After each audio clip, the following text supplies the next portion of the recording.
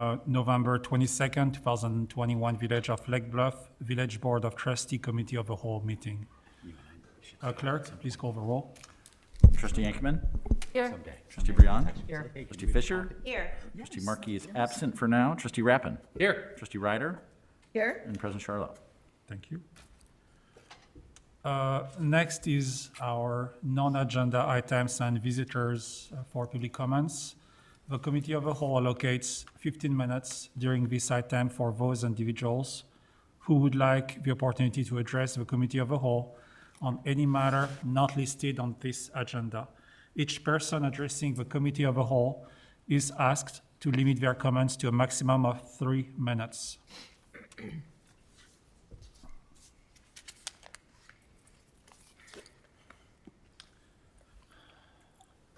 Anybody online? I have not been able to sign in yet, but we can find out later. We can come back to it. Okay, Sorry. we will, if any comment comes, we'll come back to it. Next is our general business. The Committee of the Whole will entertain requests from anyone present to modify the order of a business to be conducted. And do we have any requests?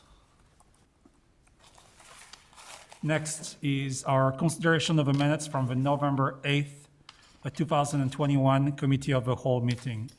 Is there a motion to approve the minutes? So move. Thank you. A second?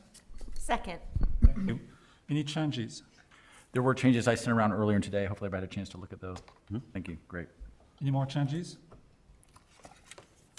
Thank you. Clerk, please call the roll. Trustee Yankoman?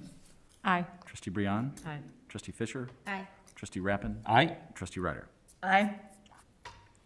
Next, item number 6 is a discussion regarding the Lake Bluff Downtown Streetscape Plan. I trust you're starting. Yeah. The board asked several months ago for the village to prepare a overall streetscape plan for the central business district. And this has been in the works and has been going through a process at the Architecture Board of Review and focusing around, I would say, a handful of primary objectives. One is to enhance the user experience in the central business district, to improve or elevate the pedestrian safety, as well as to make the most of our existing parking inventory. Village ended up bringing in some planning professionals to help us with that. Jody Mariano is here from Tesca and Associates. She has helped on the village numerous projects and planning efforts and is here to do a presentation to let everyone know at the Committee of the Whole where the plan is and what the Architecture Board of Review is, Architecture Board of Review is recommending. Jody? Good evening, everyone. Thank you very much for having me tonight. Again, my name is Jody Mariano. I'm a principal landscape architect with Tesca Associates. And I'm here tonight to give you an overview of the project and what we've learned thus far. So tonight, we're going to talk about the study area, the goals, and the timeline. We've conducted some public outreach activities, including coordination with the ABR. So I'll touch on some of those highlights. And then we'll go into the plan recommendations for this concept plan. So we'll look at the overall plan, we'll look at some enlargement areas, some special places, and some streetscape amenities. This is a concept level plan, but at the same time, we did apply budget costs to the projects that are recommended in here. Many communities will oftentimes do concept level planning like this, and then also apply budget costs so that they could then go out and apply for grants, plan for capital improvement planning, that sort of thing. So these are very high level costs. This is a very conceptual level plan, but it's done in the sense so that we can have a very productive document that you're left with so that you can make those capital improvements, plans and grant applications in the future. And then we're happy to have discussion and Q&A. My mask is a little bit big on me, so it keeps dropping. I'm sorry about this. Let me just try to make this work. Okay. And I'm glad that I could do this tonight in person. Just as Drew mentioned, the goals of this project are to enhance the overall experience within the downtown, preserve all the existing trees when possible, elevate pedestrian safety, and make the most of the existing parking that we have. The study area is generally the downtown area, so generally from the metro station, the railroad tracks, all the way east to Evanston, and from Center Avenue to the north side of North Avenue. And we know that we have these 4 blocks that are defined as part of the CBD. Plus the Village Green is an important part of this as well. So we started in late summer. As many of you know, we kicked off a village webpage. We had a very well-attended community poll. We spent some time on a much warmer day on the farmer's market. We got a lot of great feedback. I'll go through some of that. Taking the information that we learned during those events, we started to develop some preliminary streetscape concepts.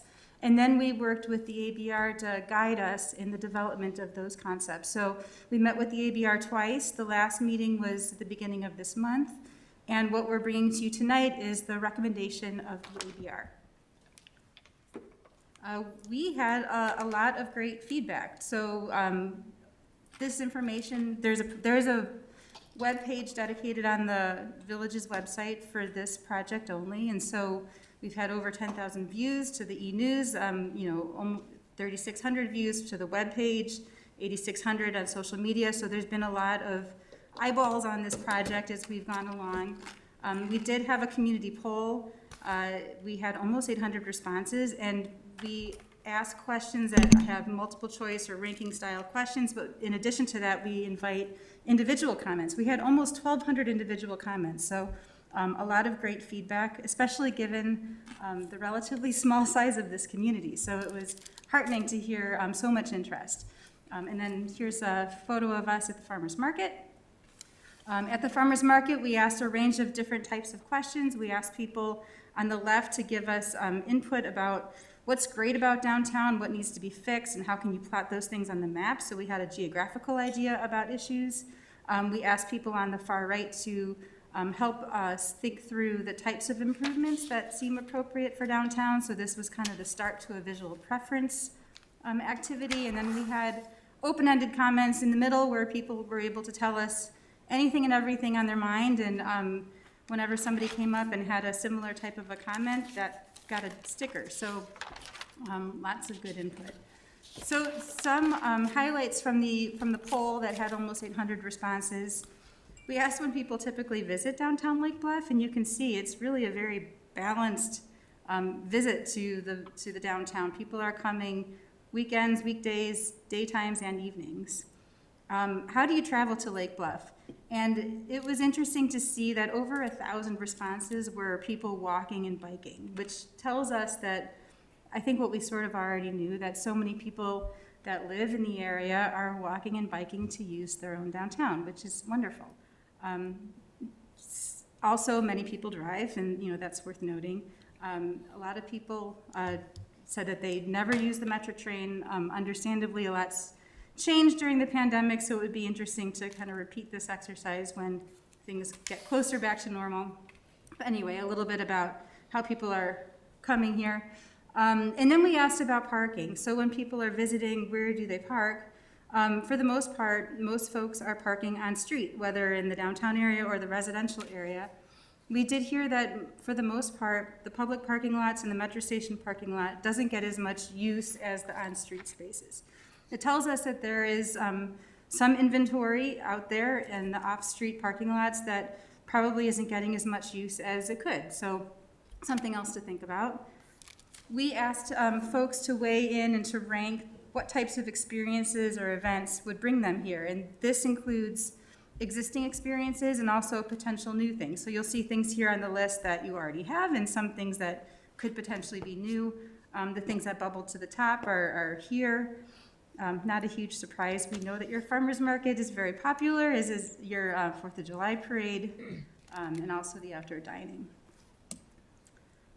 This question asks about this test that's been going on Block 1. So this has been a test that's almost gone on for 2 years, which has temporarily reallocated the on-street parking to become outdoor dining. And so the question is, how likely are you to support similar flexible parking and dining arrangements in the future?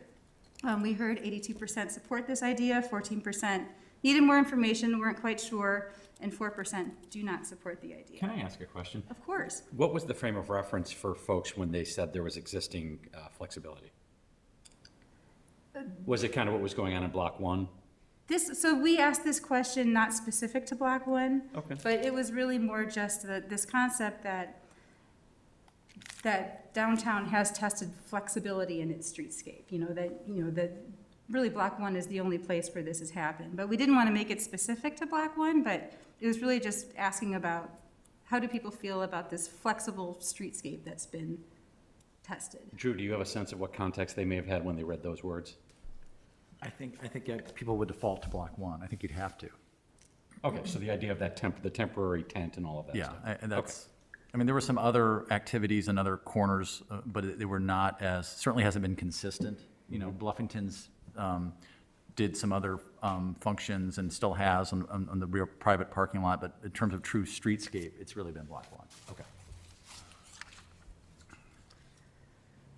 We also asked folks to rank the streetscape amenities that are most important to them, and so this also kind of plays into the amenities that were shown in the farmers market, that visual preference survey. The things that bubble to the top are here.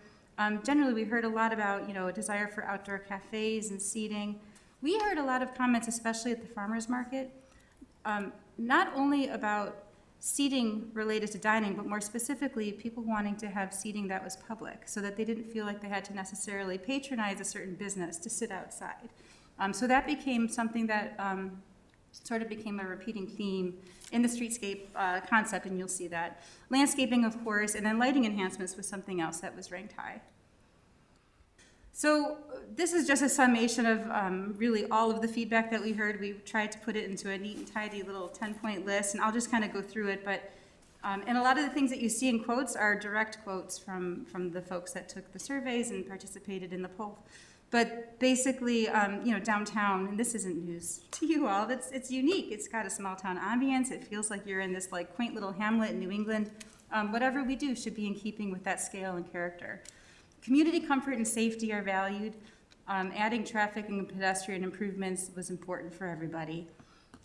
We heard about gems, that the downtown already has these gems that one should be protected, but also could start to lend themselves to other gems as appropriate. So things like the Village Hall Green, the fountain, Scranton Alley. Are there opportunities for other seating nooks was what we took away. People really loved what's going on in Block 1. They loved the outdoor dining. They loved the traffic calming that comes along with it. But there was a lot of comment about wanting to make that appear nicer, that people didn't necessarily like the temporary look of the precast concrete barriers and wanted it to be more beautified. Make better use of the parking that we have, including better visibility and access to the parking lots that are here. The downtown should be flexible to support day-to-day interactions as well as community-wide fests. So thinking about things like power, curbless street sections, and you'll hear about this a lot, but I don't know if everyone understands what that means. Basically, we always have curbs on roadways, 6-inch high curb typically. By making sections of the street curbless, it allows the sidewalk to bleed right onto the roadway, and so that provides more flexibility for things like fests and events. Keeping sidewalks clear and open, allowing for movable seating that are truly public. Amenities, they should reference the existing streetscape and support pedestrian comfort. So we already have a whole host of streetscape amenities here. We've got bench standards, trash standards, we've got water fountains. And so wanting to make sure that what we do here is cognizant of those things and ties in well from an aesthetic standpoint. Sustainability is a very important, something that we want to be mindful of. Greenery, seasonal decor being important, and then we always were reminded that downtown is almost perfect, so don't change it too much. Make sure that what we do is the right amount, not too many changes. So we started with some issues and opportunities. Just looking at the overall downtown, even though we have all of the streets in downtown, they really are all very different rooms. The red are what we call shopping and dining streets. The green are residential streets that have lush green parkways. The blue is what we call the civic entry street. This is your entrance into downtown. There are also these opportunities, like the yellow arrows along Village Green, could be these active park edges. We already have the start to some of that with the Veterans Memorial and the seating and the drinking fountain there. Could those be something more to kind of provide that public seating that people were wanting to see more of that wasn't necessarily attached to a restaurant, for instance?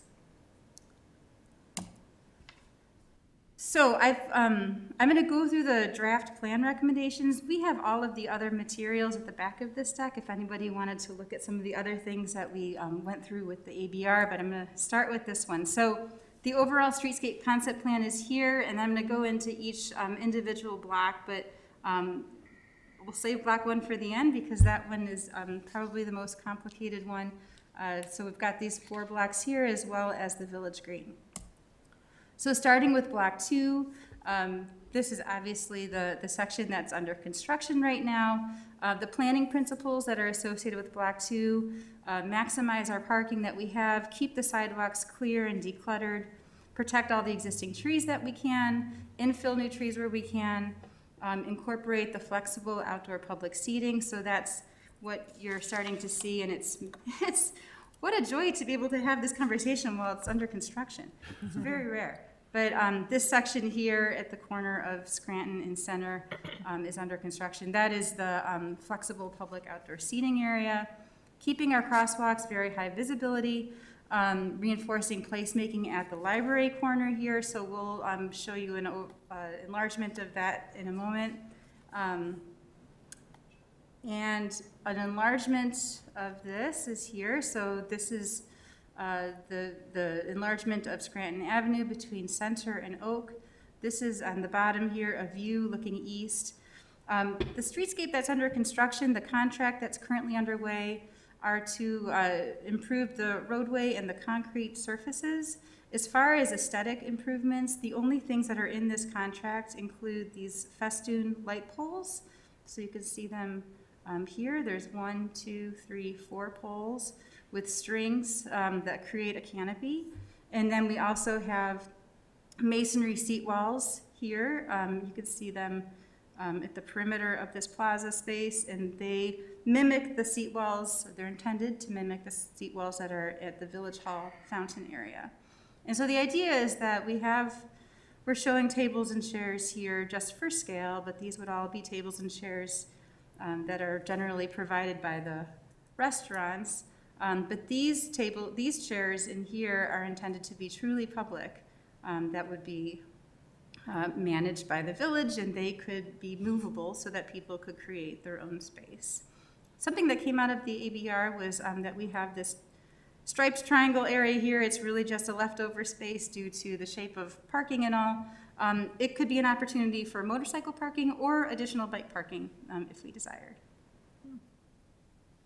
Block 3, this is the section on the east side of Oak Street between Oak and Evanston. This is where the PNC Bank site was.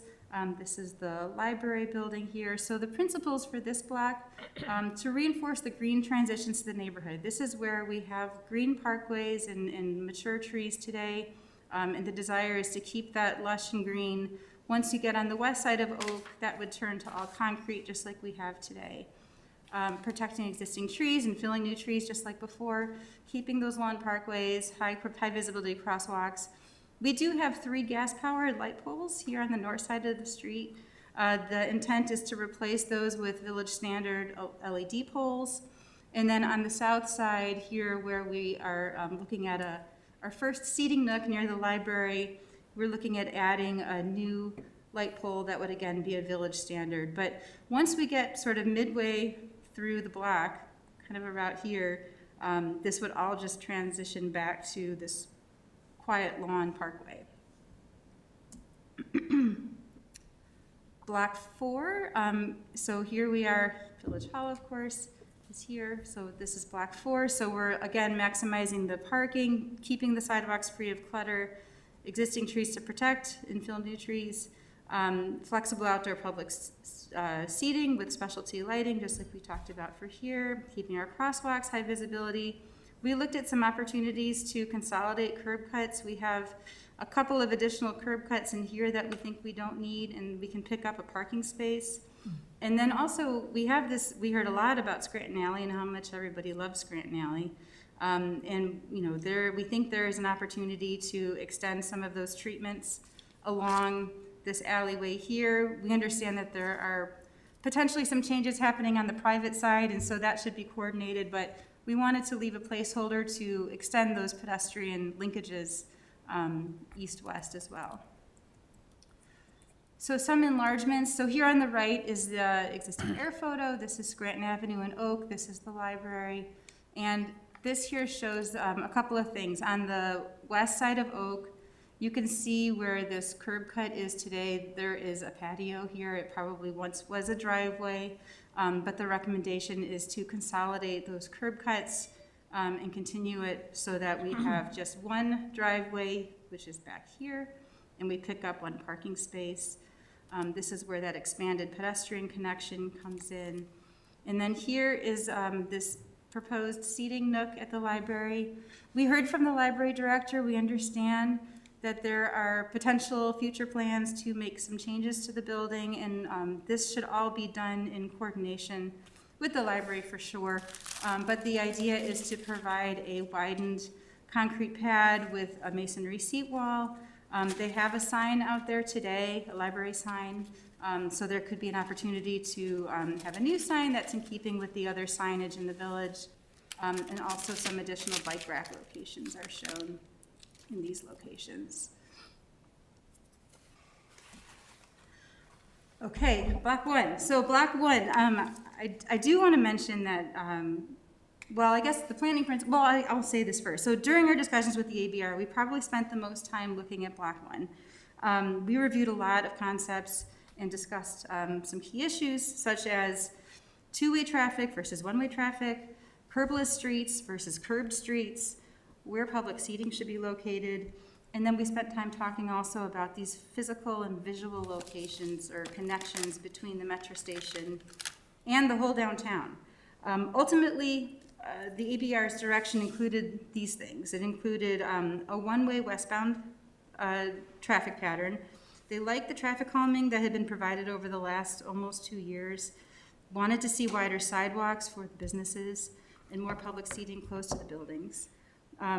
We did hear at the last ABR meeting comments about cut-throughs in the back of Block 1's parking lot. And so there were some discussions about things like signage and pavement treatments that could help dissuade that.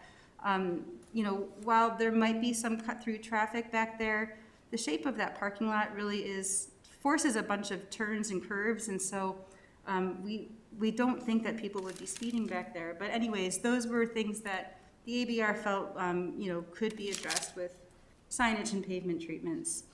The other thing that the ABR really liked was flexibility. They wanted to incorporate curbless streets at some locations to support things like fests and events and dining and farmers markets, and then curbed up against the park area. And then as far as the physical and the visual connections, there was this strong desire to accentuate these views between this really lovely metro station facade and the rest of the downtown area. So with that, the planning principles, I think I probably just repeated a lot of this stuff, but improving connectivity, calming traffic, and expanding that north sidewalk via a one-way westbound traffic pattern, accommodating the flexible street, using curbless street sections at the north and a curbed section at the south. And then incorporating flexible outdoor public seating with specialty lighting. So here is the section that's under construction right now in front of Innovasi. And this would be a second bump out that would kind of mimic what's being planned at this section. So in a way, these two shapes kind of react to one another, which we think could help reinforce this intersection as a really strong destination, a strong visual destination between Metro Station and this area. There is one parking space that would be sacrificed in order to accommodate this bump out, and so that's worth mentioning, as well as a proposed bike shelter with specialty lighting, and also adding a landscape median with a refuge island here. This pavement is really wide, so we're trying to narrow that as best we can, still promoting, the right vehicular movements, but accentuating all the pedestrian routes. So an enlargement of what that would look like, looking closer in. Again, this is the enlarged space under construction. This is the proposed new enlarged space in front of B Market. And so again, you see, you're able to kind of come in through these crosswalks. This is enlarged. We've got green planters around the perimeter, masonry seat walls, and then space for movable tables and chairs. This is tables and chairs, dining tables and chairs that would be part of businesses. And so here is our section where we think we can have curbless sidewalk here, so that if in the event of a fest or an event, it could spill out. Today there are 5 parking spaces, and it's sort of covered up by my label here, but the intent is that the 5 parking spaces that occur here, 5 parallel parking spaces, would remain. But they're more than parking. They really are flexible in that sometimes they're delivery spaces, sometimes they're flexible uses for other things, and so the intent is to support managing them that way. The diagonal spaces would remain, and then we would have our one-way westbound with exiting onto Sheridan Road. We have this red dashed line that represents our unobstructed view to the Metro. So here is the view as if you were standing on Walnut looking west. The Metro station is in the background here. The festoon poles, the masonry seat wall, and then our widened dining area here. On the Veterans Memorial side, the Vets Memorial is here, and so there's no plans to change or move the memorial itself, but the paving around it is not in great condition, and so the recommendation is to replace that in keeping with the rest of the streetscape and adding more seat walls. And then we also recommended some seating nooks, and so these would be these fairly small concrete pads that could accommodate seats that could be movable. These orange dots in the middle are placeholders that could be anything. We talked about things like fireplaces, we talked about things like tables or planter pots, but the idea was a placeholder that it could be something special if we wanted it to be. These sections just diagram how this would work. So the existing section is on the top, and what we're looking at is the Village Green on the right and Block 1 businesses on the left. So today we have 18 feet wide sidewalk. We have a 9-foot parking lane, or this flex lane that we called it. We've got 14-foot drive lanes on either side. By the way, that is really wide. And then 18-foot diagonal parking. So these two sections, proposed sections, generally say the same thing, or it's the same roadway section with different flexible uses. So if we went down to a one-way westbound system, the intent is to keep our diagonal parking, have our one-way westbound. This is our 8-foot flex lane, and then we get 33 feet-ish for outdoor dining and walking. When it turns into an event layout, since this section would be curbless, all of these event features and tents would be able to spill out onto the street, and we would propose keeping the curb on the south side where it abuts the park, just so that we can keep the park intact. This section here in the section shows outdoor seating. People really liked Adirondack-style seats and a potential for fireplace features. I will say that the ABR ultimately were kind of concerned about fireplaces. They didn't love the idea about fireplaces. They wanted to try and keep those improvements to a minimum, especially concerned about things like running gas lines and things like that. The Village Green. Okay, so we talked about the north side of Village Green. The planning principles, again, is to protect all of the obvious stuff that makes the green so special, the gazebo, the split rail fencing, the trees, the green space. There is a drinking fountain and some seating that's kind of in this general area, and the intent was to replace it with a new drinking fountain with a pet bowl. I could show you some images of what those could look like. And then adding those seating nooks at the perimeters, protecting the Vets Memorial, as I mentioned, and then making those high visibility crosswalks throughout so that people feel safe and welcome as they're walking in. As a separate effort, we're also working with the village on Sheridan Road gateway plantings, and so this is something that we've been coordinating with the SEC. So this is just a reference to those things, but the intent is to enhance the Sheridan Road entrance in from the south with native plantings that tie into the landscape playbook that was completed a couple years ago. This is a zoomed in section of the area around the Vets Memorial. I think I've touched on the other quadrants, but this one here again shows the Vets Memorial and its existing location, new sidewalk, new masonry seat walls, and then this seating nook here with a replaced drinking fountain in its existing location. And then this section down here, we're close to Village Hall, of course. You know, the idea here is that we have a lot of kids and bikers and walkers that kind of come through this area. It's kind of a challenge here with this slope. And so we were recommending pulling the sidewalk a little bit away from the curb to make a wider entrance in with more seat walls and places to park your bikes. And also some bike racks at Village Hall. Okay, so amenities and furnishings. This ties into what we heard during the polls, but the bench here would be to replicate what is already existing in town. The trash bins look like this, and the recommendation is to add recycling bins that match the trash but have signage that clearly define them as recycling bins and what could be recycled in them.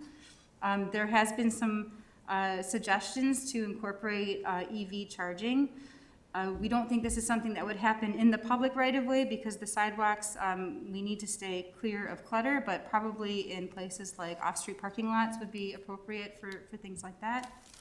The ABR spent a lot of time talking about bike racks, and ultimately the recommendation was to recommend a bike rack like this one at the bottom left that is a movable type of a rack rather than something that was mounted into the ground. The ABR like the ability of it to be more flexible and accommodate more bikes.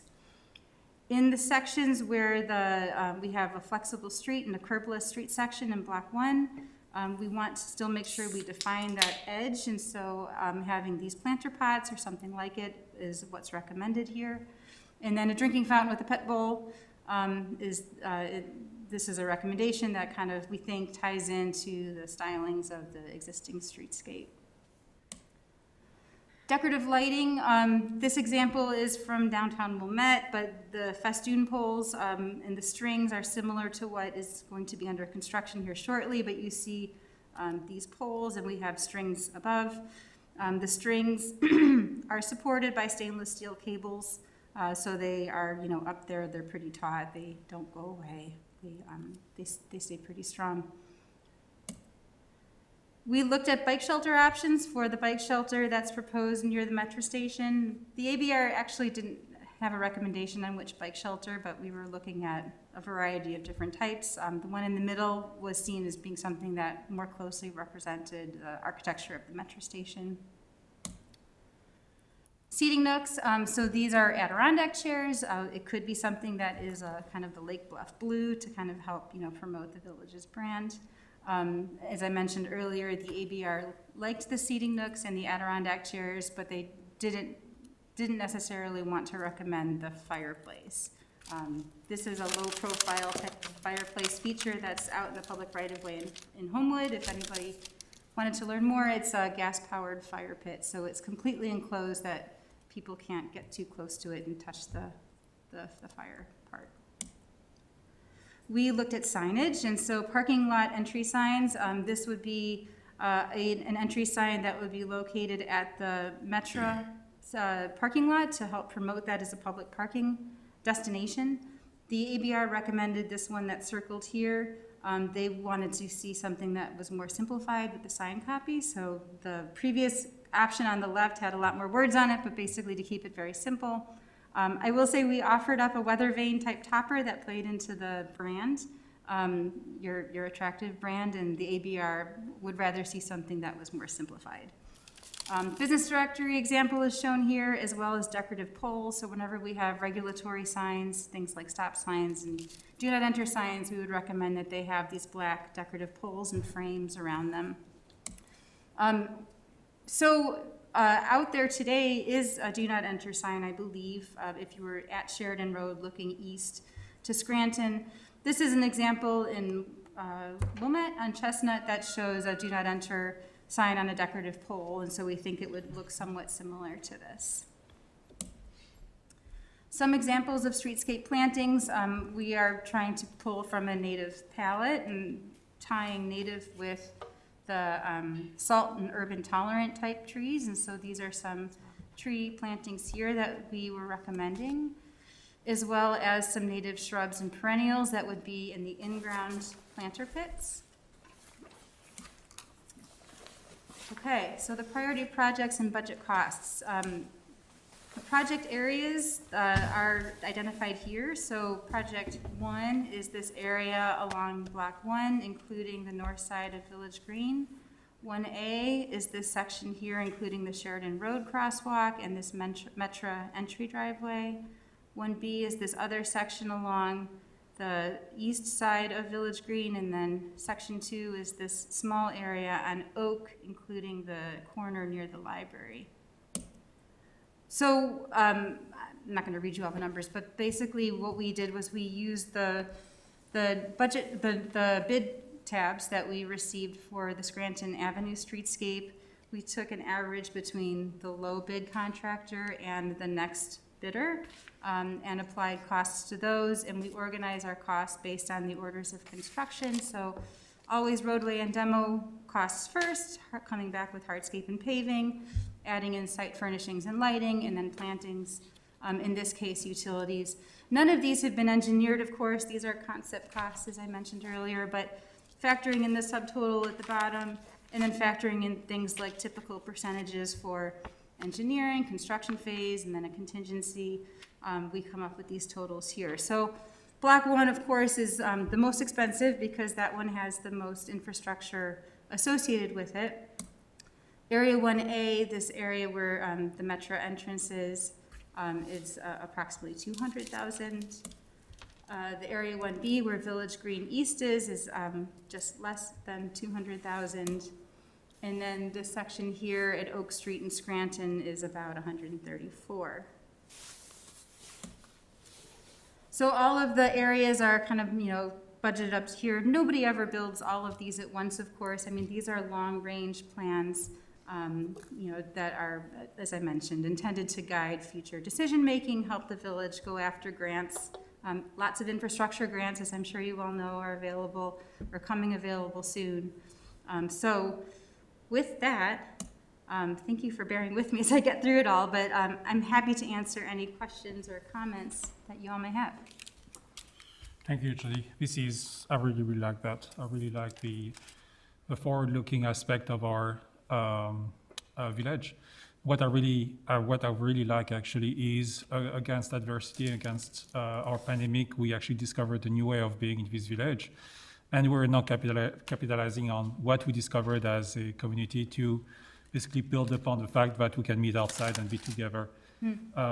Dining outside, being together, and anything else we can be, while trying not to be, trying to avoid the pandemic for the time being anyways. Thank you.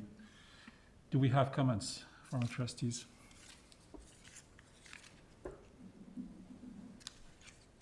Well, I had a comment just about kind of just the nature of where we are now with the work that's presently being done on Block 2. I think that it gives us the advantage of having an opportunity to see what we've done and what it really looks like before all these other, phases may or may not be attacked. But I think that's a really important building block and a step that we get to have. It wasn't through great planning, it just kind of ended up being that way.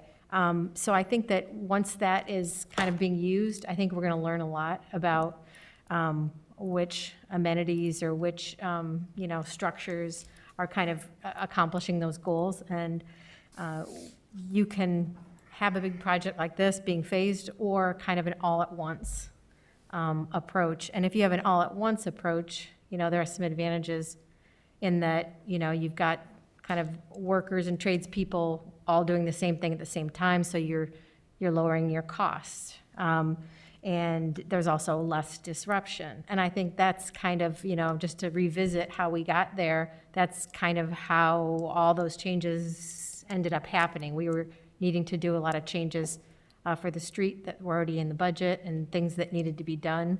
And so those things all got grouped together, and I think we're gonna be able to take advantage of seeing that phase before, anything else gets proceeded with.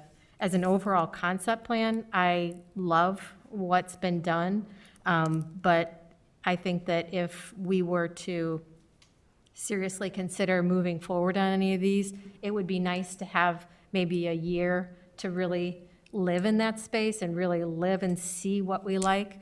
And then when we revisit it, of course, we can tweak and fine tune and edit, which I think is great. But as an overall concept, I love it. I think it's great. And I think that having something in place so that we can look at grants, that we can have a vision is important. And then putting this in the bucket alongside all those other capital items, that's what we need to do. When it comes time to actually take some steps or look at where this might fall, we put it in with all those other items and say, but what's our biggest priority? What's our greatest need? When does it make sense because of timing? And we can't do that unless we have this. And so that's what this is. It's concept. It's throwing some numbers at it so we at least know sort of where we are. And I love it. I have opinions about a lot of those things, but we're not talking about that at this point in time. But thank you. I think it's beautiful. You're absolutely right. I really like the strategic vision of his presentation. And again, and maybe that's a French or Italian expression, but Rome was not built in one day. So it is up to us to plan how we want to develop our community. Thank you. Comments? I just have a question. If we're looking at it in the way of we can do this piecemeal or spread it out, or how do we decide the categories that spread across multiple areas that are necessities, like the sidewalk needs to be improved or the street needs to be improved? I'm curious how we can address those items area by area, or not area by area, if we are not doing the full thing all at once, which the sticker shock is there, I'm sure the community is going to look at that and say, how are we going to do all of that? That's a crazy amount.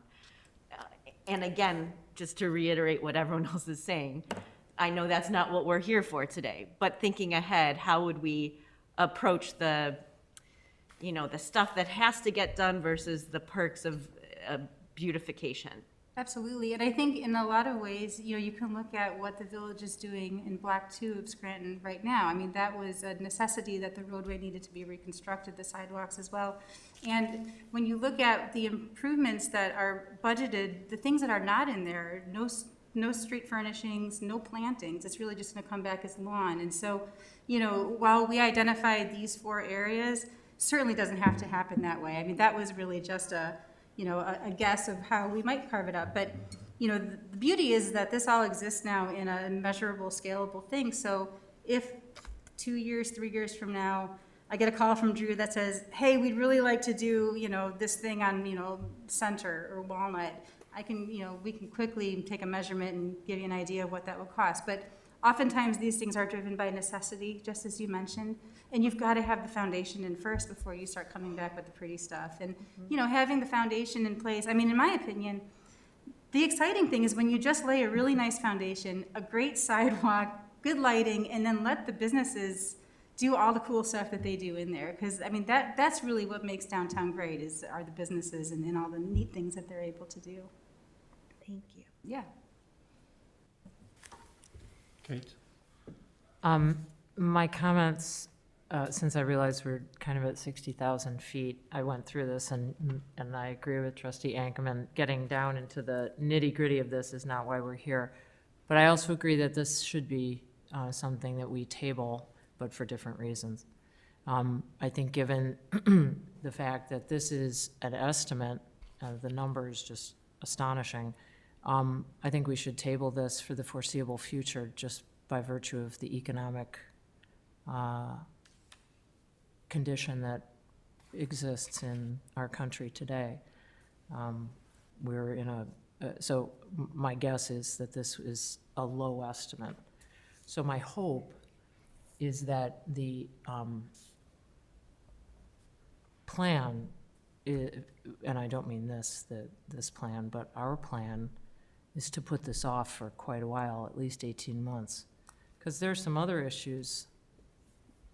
We don't know what the future of the metro station is. So that's going to be big. There hasn't, I don't think, Jody, I don't know if there was a traffic study done. So there are a lot of things. This is going to have an impact on the farmers market, on the people that live on North Avenue. So I think there are a lot of things to consider, and I do agree that I think living with what we are doing is one reason to put this off, but I think there are several others that merit some discussion by us, because I think there are some things that haven't been considered here that should be, and involving community partners like the people that run the farmers market. This is going to, were this to be done, would have a substantial effect on them, but I always think about the residents that live nearby. I'm not a fan of the one-way street at all, but I think that that's just one of my observations. But I don't want to get down in the weeds, because I know that's not why we're here. But I hope that we just put this off for the foreseeable future, because I think from a cost standpoint, that $1.5 million is probably pretty low. So that's my general overall feelings. And then we can, if we decide to move forward with any of this, I think we can address the details. Yeah, thank you. I appreciate that. And also, I can respond to the traffic study. You're right. Traffic study was not part of this current scope. I will say we work with traffic engineers and traffic planners oftentimes. Typically, what they would say on a project like this, I guess, is that they would say, let's stripe it out and test it, and then do a survey and measure things, measure the test. And so, fortunately, we have this test that's been in place for almost 2 years. And so we would encourage the village to test it, to observe and to count things, and to see how it's working and what kind of impacts it has. I mean, oftentimes, you know, I guess one of the most, meaningful things a traffic engineer told me once is that when you plug up a hole in one spot, it's going to leak out another spot, and that's true for traffic too. And so, you know, thinking about where those spots are and where we can, you know, maybe do better with the ways that things are signed or improved with the pavements. The signage out there is really appropriate from what I've witnessed, but I'm not a traffic engineer, so I think it's an excellent comment. But, you know, we would encourage the village to continue testing and observing what's out there today. Right. Jody, I have a question for you. To the comment from Trustee Bryant, you did your study during market days. So did you consider how this plan was going to affect our market and the vendors, the flow, the general layout? How will this affect our layout, if it will affect the layout? Sure. We shared this with staff, and we know that, you know, staff helps organize the farmers markets. And so the comment that we heard from staff was that there was not a concern about the farmers market layout. We understand the way that the tents are set up, and we think that there's still space to accommodate those things. We do have some widened sidewalk sections where we think we can accommodate additional vendors. So, you know, that's, we don't think that it's going to have a negative effect on the market, but I think those things can and should be, you know, further studied for sure. And if I may add on to that, so the idea that this is a concept plan and only a concept plan, just as the Scranton block got further scrutinized from what you got recommended from the ABR, right? This is going to continue to get refined as it goes through a process. But as a concept, we would take this plan and share it with the Sustainability Committee, with the Right. farmers market folks. But I think the goal is to get input on this at a high level for a concept plan. As we talked about, there are grants that are available that actually the window's going to close in mid-January on a big pot of money. And so we'd like to apply for that. So ideally, we'd be a point where this could be adopted as a concept plan, knowing that there's going to be modifications over time, because just like the current concept plan that's in place for the village was adopted back in '07, it survived, and it's been, I guess, interpreted over the years and put into play, but we know it's not right for the remaining parts of the community, and that's why we're coming up with this new concept Right. plan and why we went through this process. And hopefully we can tap some of those other dollars so it doesn't necessarily impact the village's budget Right. so greatly.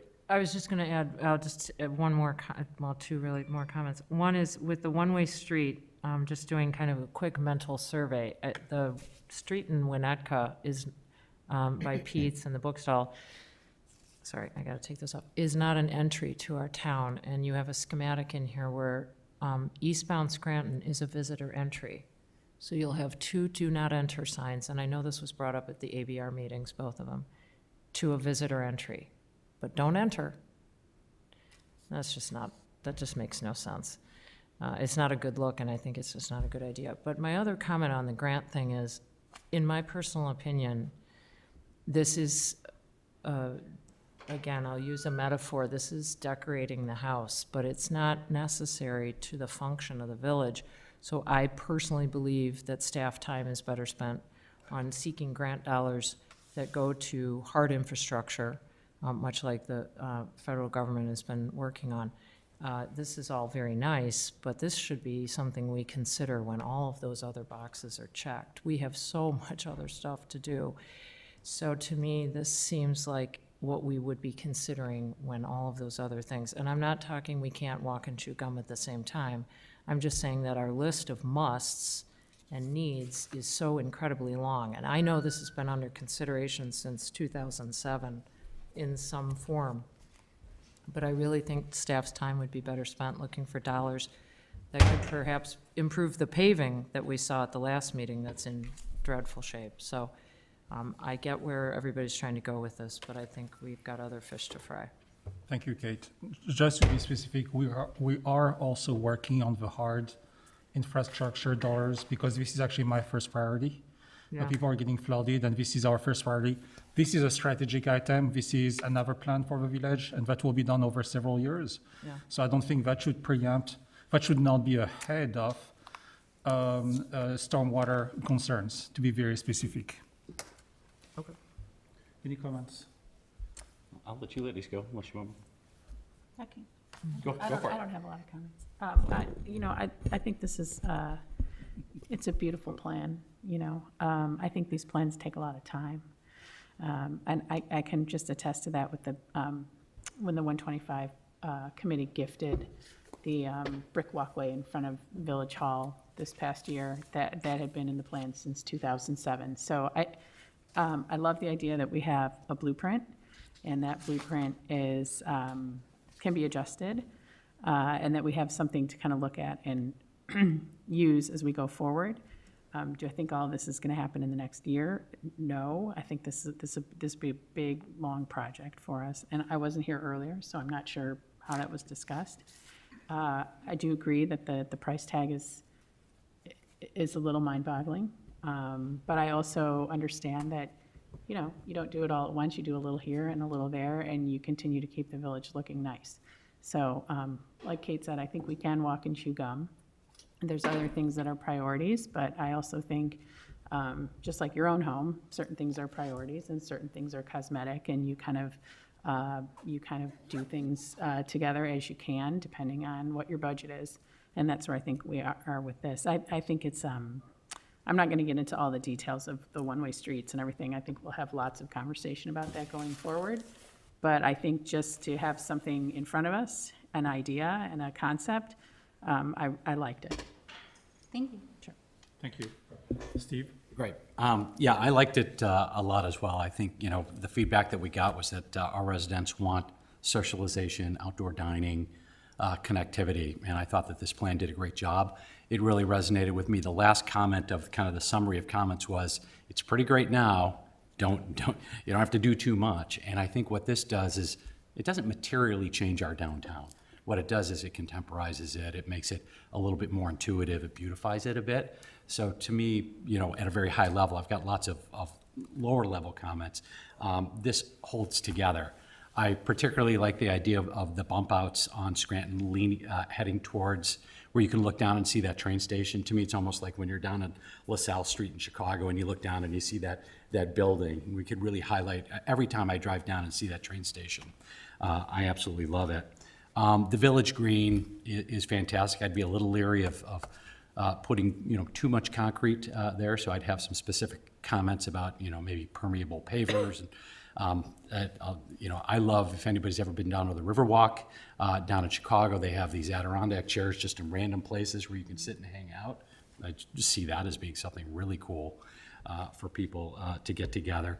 My biggest comments would be about Block 1, and Drew's heard this from me before, and I'd be curious if there were concepts that were reviewed but rejected. I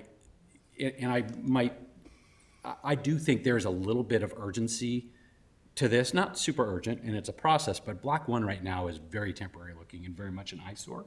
And when that tent comes down and when those stanchions come down, that socialization, it's just not gonna be there. So I do feel like this needs to happen at some point. That's a very large space where the tent is and all of those tables. And there are Wednesday nights, Thursday nights, Friday, Saturday nights in the summer where there's 100 people there. And it's a big space. And to me, it's playing out a little bit of the essence of Lake Bluff. I do look at what we're turning it towards, which are those tables kind of up at the top. It feels smaller to me. So I'd be curious if there was a concept where we could use, a larger space, at least during the summer months. I don't know how to articulate it. I just feel like it's not as magnificent or as big as it has been. So. Yeah, no, thank you. I appreciate that very much. I mean, I think, just for a sense of scale, what's out there today, generally the tents are occupying this 18-foot wide roadway space. And what we heard was that, there were a lot of, while it's wonderful and lovely to be able to have all that socialization, there's a huge disconnect between the servers and the businesses and the pedestrian space or the tent space. And so that 18 feet, being built into the space on the north side of the street allows for that connection to happen. That said, it doesn't preclude tents from happening here in the future. It does mean, though, that would come at the expense of either taking away parking or potentially closing the road down periodically if you wanted to have a really big event. But keeping it on the north side and allowing this to be a curbless section so that you could spill out safely was what the ABR was looking for. Yeah, and that makes sense to me, and knowing that it was only 18 feet that they've been using, they may be using a longer area than what this allows. Yeah, they probably are. You're right about that. Which maybe shrinks it down a little bit, which is probably where my discomfort is, but it's 90% the way there. So I'll stop my comments there. I'd like to make a comment on the temporary aspect of Block 1 and the tents. I've had the chance to have quite a few business trips in Holland, Norway, Denmark especially, Copenhagen and Stockholm, where those are cold climate countries and people are dining outside at all time during the year. People have worked out the tents, people have worked out the heat, people have blankets, but people are staying outside. So it's not the fact that we have a cold climate is not a deterrent factor to continuing what we're doing. So let's work out that temporary aspect and move forward. Absolutely. If you look at like Minnesota, I mean, there's so many great winter events, like wintertime, and it's just getting the right beverages and blankets, and it's great. I mean, it's such a horrible thing that we had COVID, of course, but the benefit is that there is this huge appreciation for public spaces, which we never had before. Correct. Trustee Ryder? Yeah, I'm done. Thank you. I'm in my parka over here. I don't know why it's cold, but cold for some reason. So I like the one-way street, but Kate's point just now of the do not enter is not very inviting, and I don't know quite how to reconcile that. Enter, but not this way, essentially. But I am excited about that. I wonder about those trees that are to the right of the driveway of the bank drive-through. So those there, These, are those current? No, this is all new because what we would be All the trees on them. showing is bumping out the street to make a wider sidewalk. So the existing Oh, edge of course, is over here. So yeah, these would all be new trees. No, there's no trees in the middle of the street. Yes, now I realize. That's correct. And so just for reference, any tree that has just a simple circle like this is an existing tree, and any tree that has this decorative shape is a proposed tree. I see. And the trees, I will say a couple things about Block 1. We didn't really talk about it, but the trees are not in great shape. We reviewed them with the forestry department, and as you all know, too, a lot of the paving and the sidewalk is failing and not really meeting accessibility standards, and so those were other elements that we had considered. The reason I ask is, you're right, that space seems smaller. The tent now, I think, goes all the way, probably very close to the bank driveway on the other side of the street. So I wonder About occupying maybe about this area. occupying that space, or perhaps the trees are there, but there are at least one group of tables that way, because it does seem like it's all more congested than what we currently are. But I'm generally very excited about the one-way street. I think it slows things down, et cetera. But I do appreciate what Kate's saying about the do not enter sign as you drive past. And there's not really it's not just a matter of going another block and then turning. It's because then you're in the underpass area. So it's not really like I don't enter here, well, where the heck do I enter? So, otherwise, I think Block 1 is something that, although it's got a big price tag, would be something to do in the nearer term.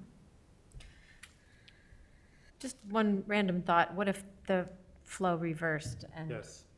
just kind of, okay, let's just do it the opposite way. One So- way eastbound. Yeah, is what, just something to consider, not now, but is that a thing that is doable, and what are the merits of it? I can share, we talked about that at the ABR, and a lot of what we heard was that there was a desire to really reinforce the downtown more for the folks that already live here and people that are walking, biking here, and not necessarily encouraging traffic to come speeding through from Sheridan Road. But that said, it's certainly something we're thinking about. okay. But we know we have the space for it. With the ABR, we looked at, a whole host of other orientations to the street, two-way, one-way. But yeah, that was the discussion that came with the Okay, ABR. thank you. Yeah, thank you.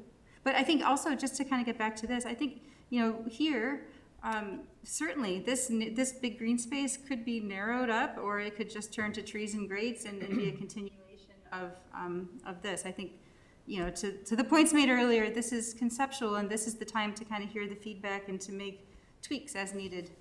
One other piece of feedback before I forget. Yeah. And that's on the other side, making more use of on the south side of the street, more use of the green with those two little nooks.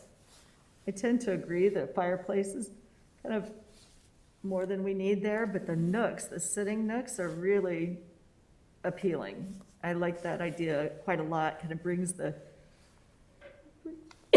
people into the, That's you. into the field, into the gazebo area without getting all the way in, but sort of it's more inviting, like this is a public area that's not just for Bluffinia. It's the public area that you're invited to. So, those are my reactions. Thank you. Thank you. Sorry, are you done? I just said one thought as we were kind of sitting here, and I think it's more directed to Drew than Jody. The amount of maintenance it's going to take to upkeep this, from the standpoint of Public Works, and I know they already work really hard and are quite busy. I guess I'd like to keep that top of mind as we're going through this plan, just the amount of, I love green space that we're adding, and the amount of work it's going to take, additional work it's going to take for them to upkeep all that. So just a comment, really, that we're mindful of that. Noted, yeah. Okay. Thank you. Sure. Are there any comments on the board? We're running out of time, or actually, we ran out of time. I will, I'll wait till next time. Public comment. any more comments? What about public comments? Do we have public comments? Yes. This direct it to Drew.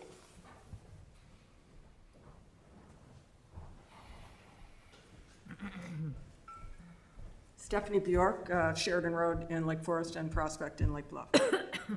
Just a comment to Drew's comment about the grant situation. As a taxpayer, what's the implication for the taxpayer on the grant situation? Is that a payback at some point? Does that fall into essentially a gift? Is that reimbursable? How do we finance the grant? And some of them can be 80%, 20%, or, the payback. And the particular grant that we are looking at for this it could be 100%. But because the terms of the grant and the goals of the program are really focused around businesses hit hard by COVID, it doesn't exclude the village. I mean, we've had some business impacted by COVID, obviously, and, everybody has, but, to a varying degree. But this one is 100% of the project can be funded by the government, of the U.S. government, but the village probably will make a case that it would be co-funded to some degree. 25%, 50%, 30%. We're kind of negotiating against ourselves, but it'd be the goal would be to try to maximize, place your bets, if you will. So essentially, these are PPP grants to the businesses that would be benefiting by doing this build-out. These are federal dollars to support capital infrastructure that ultimately may serve the businesses. It serves the community in terms of how they get accessed, the spaces they utilize. So there's no payback from any taxpayer? Zero. Well, your federal tax dollars paid for it. Thank you, Mrs. Bjorn. Are there any more comments? Mickey?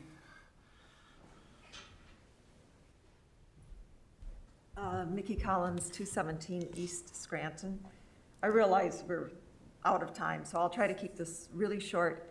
I'm very pleased. I really want to address just the one-way street aspect, because there's some things I think that haven't been even discussed yet. I'm glad to see that it's, you're kind of open-minded about that. You're thinking it over. It's been mentioned that it would be calming to traffic.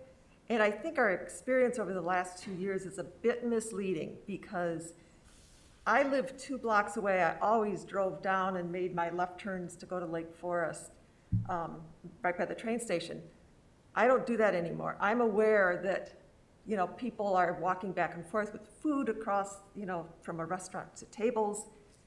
That it hasn't been a real good trial for that concept.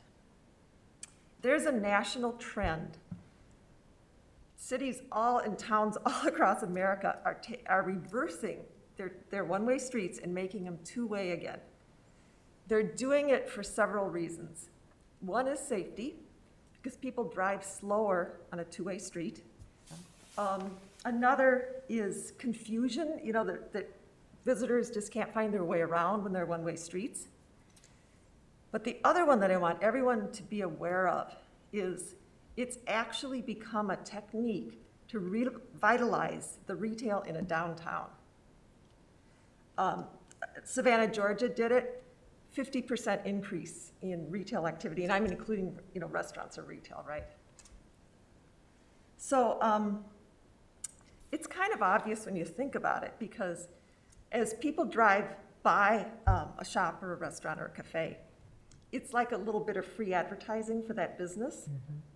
And restaurants even are more interested in having people drive by in the evening because they're open than, in the morning. They're not so concerned about the drive-by traffic in the morning.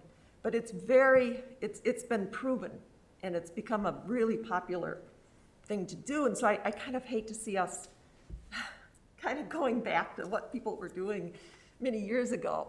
I think we should be cognizant of what's happening, what's been documented as very effective. And then I won't go into that whole Westgate thing, because I think Kate mentioned that, and I think that's another big concern of mine. So, the one thing I did want to say, though, I think there's an option that we should throw on the table, and I'm calling it Concept 3. I don't know, I did send it off to Drew. I have prints, I could pass it out. But we can have it all. We can have two-way traffic, but with narrow lanes. Those are proven ways to calm traffic. Go down to a 10-foot lane. We can have all the parking, don't eliminate any parking, and we can still extend that sidewalk by another 10 feet. So, I mean, I would like that concept to be considered. It's a little simpler, but I think it's going to be much more successful. So, I don't know, Drew, should I share this plan? Yeah. Should I? Okay, all right. It's a cross-section, so. So If you sent it to me earlier today, we were having server issues, so if I didn't get it, I don't know when you sent it, so. Kind of late. That's a 5 o'clock sketch there. So, thank you. Thank you very much. Any more comments? Thank you very much. We are clearly above our time. Might I get a motion to adjourn this committee of the whole meeting? So moved. Thank you. Second. Thank you very much. Let's take a 5 minutes. That means we'll be back here at 7:18. Did we need to voice vote that? Yeah, I was about to say. Did we need a voice vote to adjourn? All in favor? Anyone in favor? Aye. Anyone opposed? The motion carries. Thank you very much.